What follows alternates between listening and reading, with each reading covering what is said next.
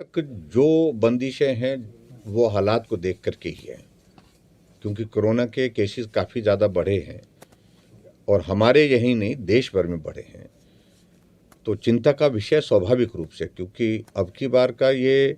Variant जो है इसका स्प्रेड बहुत फास्ट है और स्प्रेड फास्ट होने के साथ साथ में अभी पिछले कुछ 4-5 दिनों से हमने इस बात को भी देखा कि नंबर ऑफ डेथ्स जो है वो भी इंक्रीज होता जा रहा है हिमाचल प्रदेश में, जो चिंता का विषय है। तो ऐसे में अगर ये स्थिति लगातार रहती है तो निश्चित रूप से कुछ चीज़ों पर विचार करेंगे हम आने वाले समय में। लेकिन ये भी बात सत्य है कि इस वायरस से संक्रमण जितना ज़्यादा है, लेकिन उसमें हॉस्पिटल में एडमिट करने की नौबत वाले ऐसे केसेस बहुत ज़्यादा नहीं है अभी तक। होम आइसोलेशन में हम बेहतर ढंग से उनका उपचार कर रहे हैं। होम आइसोलेशन में डॉक्टर्स, पैरामेडिकल स्टाफ और उसके साथ साथ आशा वर्कर्स सब उनके हेल्थ पैरामीटर्स को रिकॉर्ड करके जो उचित लगता है वो करने की कोशिश कर रहे हैं। लेकिन अगर ज़रूरत पड़ी तो ऐसी सूरत में निश्चित रूप से आगामी हालात को देखते हुए हम कोई निर्णय करेंगे तो और उसके बारे में जानकारी देंगे। जो लगता है कि ये दुनिया सिर्फ उनके कहने पर पहले भी चली है और दुनिया उनके ही कहने पर बनी है, एग्जिस्टेंस में आई है और दुनिया उनके कहने पर आगे भी चलती रहेगी, ऐसी गलतफहमी के शिकार वो बहुत ज़्यादा हुए हैं इन दिनों में।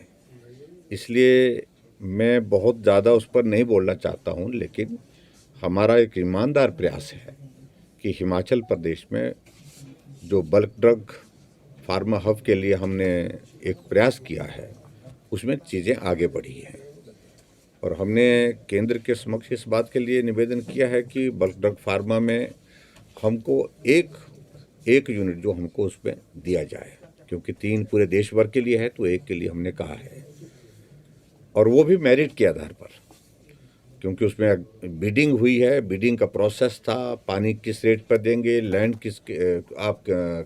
रेट पर देंगे, और उसके साथ और चीज़ों को लेकर के जितने भी उसमें जो कंडीशंस थी बिडिंग में,